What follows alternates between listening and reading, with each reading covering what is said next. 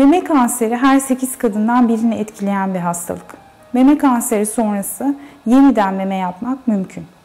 Bu kanser cerrahisiyle eş zamanlı olarak da yapılabilir. Geç dönemde hastalar kemoterapi ve radyoterapilerini tamamladıktan sonra da yine gerçekleştirilebilecek bir ameliyat.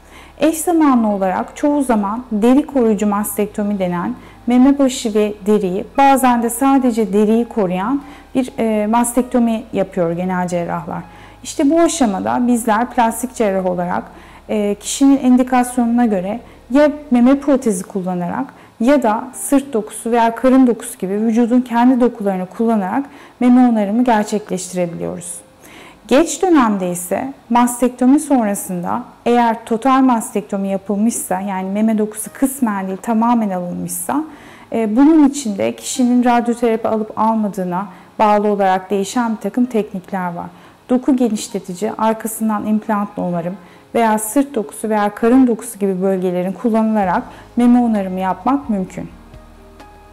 Meme başı ve areola ise çoğunlukla karşı memenin meme başı ve areolası kullanılarak rekonstrükte edilebiliyor.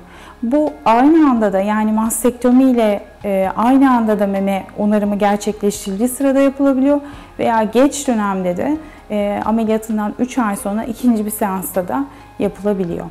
Karşı meme, yani sağlam olan tarafta eğer bir sarkıklık veya büyüklük varsa eş zamanlı olarak ona da bir müdahale yapılarak meme küçültme veya meme dikleştirme de gerçekleştirebiliyoruz.